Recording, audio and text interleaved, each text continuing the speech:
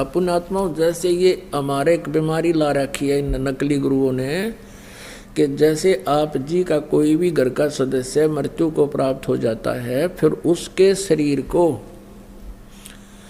सभा करने के उपरांत, अंतिम संस्कार करने के उपरांत उसकी अस्थियों को गंगा में डाल कर आना कंपलसरी बना रखा है। क्यों बना रखा है, किस लिए?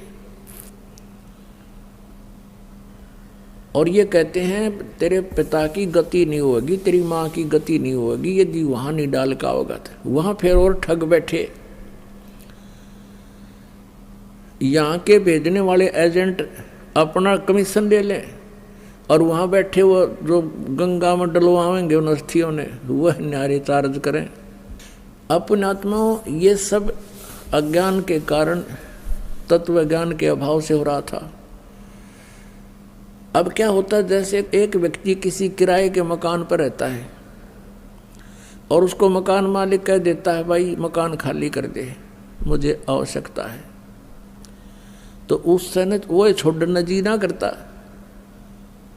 और इस मकान में तो यू अपना मान रहा, अपना पर्सनल मान रहा है, इसमें इस मकान में तो यू कई सैकड़ों वर्ष रहता है, तो इस मकान को ये छोड़ना नहीं चाहता, अपना मान बैठता है। उधर से भक्ति ना करने से ये प्रेत बन जाता है। प्रेत बनते ही इसका जो भी अकाउंट है जाते इसको मिल जाता है, कौन सी योनि प्राप्त होनी है, ये भूत बन जाता है। और उधर से क्या होता है कि वो घर वाले उनको फूक देते हैं, सवा कर देते हैं, तो वापस वो अपने घर पर आता, वो प्रेत बन के। अब घर वाले तो उसको देख नहीं सकते, उसमें आवाज़ नहीं, वो सुना नहीं सकता, वो वहाँ धक्के खा के फिर देखता मेरा शरीर कहाँ है। वो जाता शमशान घाट पे। तो इतना इसको ज्ञान होता है प्रेत को कि ये अस्थि मेरी है, ये नहीं है। तो अगर वहाँ उसको कोई अपनी अस्थि मिल जाता है, यो हार्ड ना जड़ा हुआ, उसको चिपक जाता मेरा है, यो मेरा, नुतकती चिपट जाए उसका। और ये सद ये क्या करते हैं, सेवड़े उन अस्थियों को उठा लाते हैं और वो अस्थि के साथ आता वो प्रेत, फिर वो उसको अपने जंतर मंत्र से जकड़ लेते हैं, अपने अधीन बनाकर फिर वो दूसरों को दुखदाई हो जाते हैं। तो इस कारण से इसका उन्होंने निपटारा करवाने के लिए इन नकलियों ने ये सोचा कि भाई इन अस्थियां न उठाकर तुम वहाँ डालो, ऐसे गहरे जल में डाल दो जहाँ ये पितर प्रेत बनकर आवे तो उसका हाथ ना लगे, वो चपका नहीं और वापस तुम्हारे घर ना आ जावे, आसपास भी ना रहे। उनका उद्देश्य तो ये था। अब उससे क्या समाधान हो गया, वो तो बनना था वो बन चुका है, प्रेत बनना था या कोई पशु पक्षी बनना था वो तो बन चुका है अपने पूर्व संस्कार से। अब वो नकीते ठाकर डालने जाओ, प्रेत वो बन ही चुका है। तो ऐसी हमारी ऐसी वृत्ति है इस जीव की। उसी आधार से सुखदेव वाली आत्मा का संस्कार ऐसा था कि उसने गंदे अंडे में ही ऐसे उसका अंडा नष्ट हो गया और उसका वो चिपका रहा, अपना जान के मेरा है मेरा है। यह वृत्ति है हमारी। अपन आत्मा जैसे बच्चा गर्भ में आते ही माता को अपनापन हो जाता है और किसी कारण से वो गर्भपात हो जाता है तो बहुत रोती है कि मेरा था मेरा था। ऐसे ही उस अंडे को गंदा होने पर भी उसने अपना मान रखा था, चिपका बैठी थी आत्मा मेरे, उसका संस्कार ऐसा था। और ये सारा कुछ जो होता है पूर्व निर्धारित संस्कारों से ही होता है। जो पार्वती जी को मंत्र मिला ये भी पूर्व संस्कार थे इसके और पूर्व निर्धारित था। अब केवल कबीर परमेश्वर ही उसको परिवर्तन कर सकता है और किसी पर परिवर्तन नहीं होना। तो ये सारा कुछ हुआ तो पूर्व संस्कार से, लेकिन घटना ऐसे घटी हो तो वो अंडे को जो चिपका में बैठा था वो सुखदेव वाली आत्मा, इसी प्रकार जो ये अस्थियां उठाने की बीमारी लगाई इन लोगों ने इस उद्देश्य से लाई कि जब जय उल्टा आ गया तो वहाँ शमशान घाट पर बैठा रहेगा।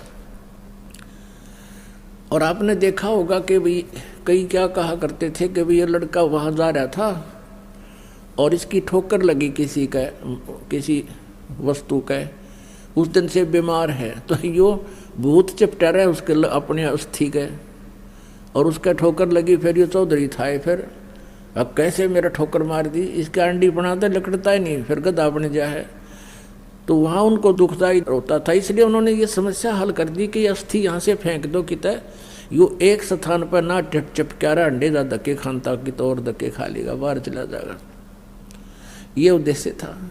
और पुण्यात्माओं कहते हैं यदि आप पूर्ण परमात्मा की भक्ति करते, सतगुरु की संगत करते, ना तो आपने भूत बनना, ना अस्थियां उठाने की आवश्यकता। और आपने यो नाम ले रखा तो कितनी ठोकर लागो, कितने कुछ जाओ चौराहे पर गांडो तुम, और बर्फी खाते हुए आपके निकट कोई भी नहीं आ सकता, क्योंकि ये समर्थ की शक्ति है। एक भक्त बता रहा था कि मैं अपनी किसान था वो, कि अपनी बहन के गांव में ससुराल में गया हुआ था, उनका ज़मीन ज़्यादा थी, मैं अपने बैल ले गया था उनकी खेत की जुताई करवाने के लिए, हेल्प करने के लिए। तो मेरी ड्यूटी उन्होंने दूसरे खेत में लगा दी, और बहन का बटेऊ जो बहनोई था वो दूसरे खेत में अपना काम कर रहा था।